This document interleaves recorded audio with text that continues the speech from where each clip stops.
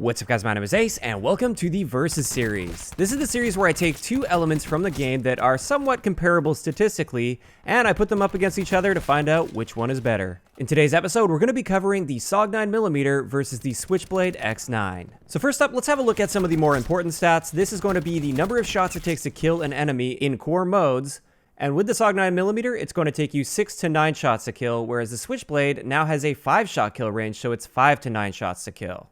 As for our rate of fire value, the Saug has a rate of fire of 909 rounds per minute, whereas the Switchblade has a base rate of fire of 840 rounds per minute, but we also have access to two different rapid fire attachments. So rapid fire 1 will give you exactly the same rate of fire as the Saug 9mm at 909 rounds per minute, but we can take that one step further with rapid fire 2 and take our rate of fire all the way up to 954 rounds per minute. What this means for our time to kill is with the Saug 9mm, we get a time to kill ranging from 330 milliseconds up close within that 6-shot kill range, all the way down to 528 milliseconds when you're in the 9-shot kill range. Whereas with the Switchblade, even though it has a slower base rate of fire, its base time to kill is going to be better up close because it has a 5-shot kill range, and this is 286 milliseconds, and then it drops all the way off to 571 milliseconds. I also included the time to kill values if you use both of the rapid fire attachments. You can see that it obviously makes the time to kill a little bit faster with each rapid fire you add. Now these stats don't really mean much until you see the range at which you can deal this damage and the range of these time to kill values. So let's have a look at it here, and we will include the time to kill values as well. As you can see, from 0 to 30 meters with no attachments equipped, the Switchblade has a faster time to kill than the Saug 9mm. There is a very brief window just after the 5-shot kill range of the Switchblade where the Saug has a very slight advantage in time to kill, but that's it. Other than that, within that 0 to 30 meter range, which is where you should be keeping the vast majority of your gunfights with these guns since they do have a decent amount of recoil, which we'll look at in a little bit, the Switchblade is the faster killing gun, and this is without the rapid fire attachments. You can make it kill even faster, whereas with the Saug 9mm, that's the best you can do. So just looking at raw killing potential, the Switchblade is the clear winner in this area. However, this doesn't tell the whole story, so let's have a look at the recoil now between the Saug 9mm versus the Switchblade. On the left, we've got the Saug, on the right, we've got the Switchblade. And as you can see, they are relatively comparable when it comes to recoil. They both seem to have that pattern where they will generally kick upwards and to the left initially, and then they'll start coming back around to the right. So definitely when you look at them side by side, they are very comparable in the recoil department. We'll also have a look at the recoil with grip, because with both of these SMGs, you can use the grip attachment to mitigate that recoil a little bit. And as you can see, we have a pretty similar story here, although I will say that the Saug 9mm, it tends to stay more on the rails. So it tends to really follow that path without bouncing around a bunch, as it is following that general recoil path. Whereas the Switchblade, even though it has a similar path to its recoil, it seems to bounce around quite a bit more within that path. And this actually matches up with my experience with the guns as well. On paper, when you look at them side by side, very, very comparable. But when you actually get them in your hands and you start trying to control that recoil and actually using it against enemies in situations, I personally feel a little bit more comfortable with a Saug 9mm in my hands just when it comes to maintaining accuracy. So in this department, I will say it's a pretty close call, but based on my personal experience at least, I would give the Saug 9mm a slight but noticeable edge over the Switchblade. This brings us to a few other important stats with these guns. First up, we have our magazine capacity, which is 36 rounds for the Saug 9mm, whereas with the Switchblade, it's only 30 rounds base, but we do have the option to use the hybrid mag attachment, which will increase our mag capacity up to 36, and then they will end up being equal. As for our total starting ammo, with the Saug 9mm, we start with 108 rounds, whereas with the Switchblade, we only start with 90 rounds, although, once again, if you are using hybrid mags, you can match the Saug at 108 rounds. As for our reload add times, the Saug 9mm has a great reload time at 1.27 seconds, whereas the Switchblade is just a little bit slower at 1.37 seconds. It's still a very respectable reload time, but it is noticeably slower than the Saug. As for attachments, with the Saug 9mm, we can reduce our reload speed down to 0.72 seconds, whereas with the Switchblade, we can reduce our reload time down to 0.92 seconds, which is still insanely fast with the hybrid mag attachment. So with that attachment, you do get the benefit of matching the magazine capacity of the Saug, and also you get that added benefit of having a really good reload time. So finally, let's get into the handling and mobility stats for these SMGs. Our aim down sight time is 200 milliseconds with the Saug 9mm, where it's roughly 210 with the Switchblade. Keep in mind that is a rounded value, but just in general, expect to be aiming down sight 1 frame slower at 60 FPS with the Switchblade.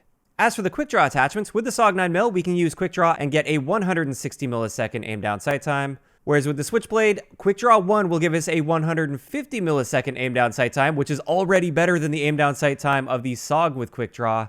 And if we wanted to, once again, we could take that one extra step further and reduce our aim down sight time down to 125 milliseconds with quick draw 2. Personally, I do feel quick draw 2 is overkill on the Switchblade, but using just the one quick draw attachment will suddenly give you the edge over the Saug with quick draw. As for our sprint out times, both of these have the same sprint out time, which is standard for SMGs at 200 milliseconds. For movement speed, the Switchblade actually gets a very slight edge over the Saug 9mm. For some reason, it has a slightly faster movement speed than any other gun in the game at 102%. At least that's what I was able to measure. And this just leaves us with our aim down sight stray speed, which is 80% for both of these, but with the Saug 9mm, we have access to both of the stock attachments. Stock 1 will take it to 87.5%, stock 2 will take it to 93%, whereas with the Switchblade, we only get access to one stock attachment, but that will take our aim down sight stray speed up to 90%, so it kind of splits the difference, and you only have to use one class point to get it, which I actually see as an advantage for the Switchblade. You can't quite get that full 93% movement speed, but for only one class point, you get pretty close. So finally, when comparing these guns, I did want to take a look at the available attachments for each of these because that will definitely affect the overall potential power of a gun. And we have already included a lot of the stats for these attachments, I just wanted to do this sort of general overview. And the first thing that's really obvious here is you actually have access to more attachments with the Switchblade. Not that they're all necessarily great attachments. I feel like Stabilizer is kind of a strange attachment for an SMG that doesn't really make any sense. But if I was just looking at these two side by side, I would say the Switchblade definitely has a better assortment of attachments than the Saug 9mm. So after having a look at all of this together, objectively speaking, it's pretty clear that the Switchblade is the superior gun. Now the Saug just barely wins out in a few categories here and there, but most of those areas where the Saug is slightly better, the Switchblade can easily gain the edge just by putting an attachment on. And it doesn't even necessarily rely on a lot of attachments either, because like I said, with the stock attachment for instance, you only need to spend one class point instead of two for the Saug to get a really similar aim down sight stray speed. And you don't even need the rapid fire attachments to get a better time to kill at pretty much any situation that you'll run into with these guns. For me at least, the only thing that really gives the Saug a noticeable edge over the Switchblade is the recoil. I do find that I can hit my shots a bit more consistently with the Saug, but having said that, especially with the grip attachment equipped, I generally have no issue whatsoever hitting all the shots I need to hit, as long as I'm playing to the strengths of the gun and keeping myself within, let's just say, about 20 meters or so. So as a result, I think it's pretty clear here, the Switchblade is the better SMG. And to me, this is a little bit of a problem as well. And the problem comes from the fact that the Switchblade is now currently locked in reserves, so if you happen to miss the event where you earn the Switchblade, or maybe you didn't get enough playtime within that event to unlock the Switchblade, the only way to get it is through the reserves, which is going to rely on luck and or throwing a bunch of money at the game in order to unlock it. To make matters even worse with this, the Switchblade wasn't even really a standout SMG while the event was going on where you could earn it. It was literally the day that that contraband stream ended and you could no longer earn that Switchblade. That's when it got the massive buff, that's when it got the 5-shot kill range and all of its other range buffed up, and that's when it suddenly became noticeably better than the Saug 9mm. This was definitely a sketchy move on Treyarch's part. I really don't like what they did here. I find it kind of hard to believe that this is just a coincidence that it suddenly got so much better after it's locked in the reserves rather than beforehand.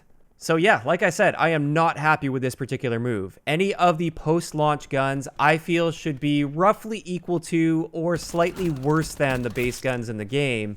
And that's quite simply not the case here. The most comparable gun to the Switchblade is the Saug 9mm, and it's noticeably inferior. But of course, that is just my opinion, based on the data, based on the facts. I'd like to know in the comment section below, which of these SMGs do you think is best? Do you think the Saug is better, or do you agree with me and you think the Switchblade is better? Also, I'm quite interested to hear from you guys. What do you think about how Treyarch handled this, where they buffed the Switchblade literally the day after it got locked in reserves, rather than just launching it as a really good SMG to begin with? Do you think this was a coincidence, or do you think that was definitely something they planned? Just let me know those thoughts in the comment section down below. If you enjoyed the video, a like rating is always appreciated, and don't forget to subscribe for more if you haven't already. I'll talk to you guys next time.